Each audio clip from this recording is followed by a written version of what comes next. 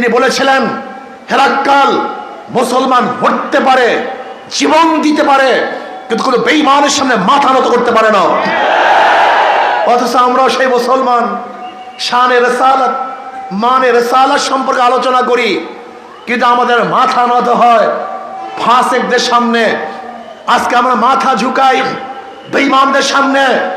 না, মুসলমান জীবন দিতে পারে, মরতে পারে, রক্ত দিতে পারে, শহীদ হতে পারে, কিন্তু কোন বেঈমানদের সামনে মাথা ঝুঁকাতে পারে না।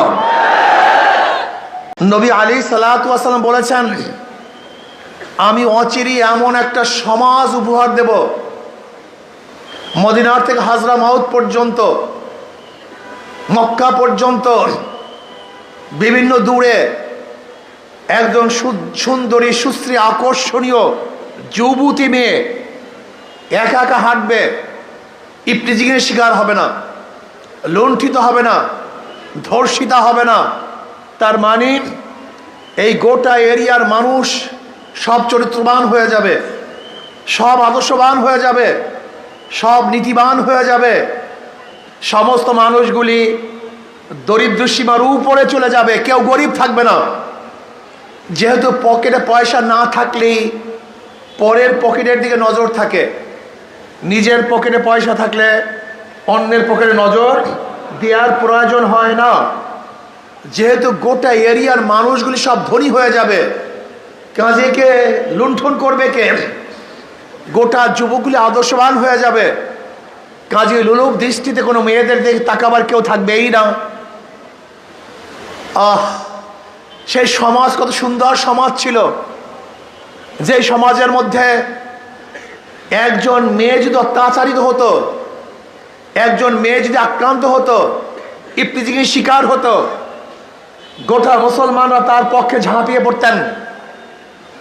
আপনারা জানেন, রাজা দাহিরের জলদস্যু কর্তৃক একজন মুসলিম মেয়ে অপমান অপদস্থ হওয়ার কারণে ওই মুসলিম মেয়ে ইরাকে গিয়ে হাজ্জাজ বিন ইউসুফের কাছে নালিশ দিয়েছিল যে আপনারা মুসলমান ভাইয়েরা জিন্দা থাকা সত্ত্বেও আপনার এক মুসলিম বোন অপদস্থ হয়েছে, লাঞ্ছিত হয়েছে, অপমানিত হয়েছে। তৎকালীন সময়, দ্বিতীয় অলিদের সময়, ইরাক সিন্ধু প্রদেশে সৈন্য প্রেরণ করার মতো তাদের সৈন্য সংখ্যা ছিল না। কিন্তু মোহাম্মদ বিন কাসিম রহমতুল্লাহ আলাইহি মাত্র 17 বছর যুবক, সে চিন্তা করছে যে মুসলমানের ভাইয়ারা জিন্দা থাকা সত্ত্বেও একজন মুসলিম মেয়ে আক্রান্ত হবে, অপদস্থ হবে, লাঞ্ছিত হবে, আর আমরা জিন্দা থাকবো, তা হতে পারে না। মোহাম্মদ বিন কাসিম 17 বছরের যুবক মাত্র 5000 সৈন্য নিয়ে রাজা দাহিরের 1 লক্ষ সৈন্যের বিরুদ্ধে আক্রমণ করেছিল, রাজা দাহিরকে হত্যা করেছিল, মুসলিম মেয়ের অপদস্থ অপমানের প্রতিশোধ গ্রহণ করেছিল। অথচ আজকে লক্ষ লক্ষ মুসলিম ভাইরা জিন্দা, লক্ষ লক্ষ যুবকরা জিন্দা, হাজার হাজার মানুষ জিন্দা, লক্ষ লক্ষ আলেম ওলামাদের ভারে গোটা বাংলাদেশ। মনে হয় যেন সব জায়গাতে আলেম, সব জায়গাতে তোলাবা, সব জায়গাতে টুপি, সব জায়গাতে দাড়ি, হাজারো মসজিদ থেকে আজানের ধ্বনি আসে, লেকিন আজকে বাংলাদেশের হাজারো মেয়েরা ধর্ষিতা হয়, হাজারো মা বোনদের চেহারার উপরে এসিড নিক্ষেপ করা হয়, হাজারো মা বোনদেরকে ধর্ষণ করার পরে খুন করা হয়। এই ঘটনা আপনাদের লক্ষ্মীপুরে ঘটেছে, লক্ষ্মীপুরে ঘটেছে এই ঘটনা।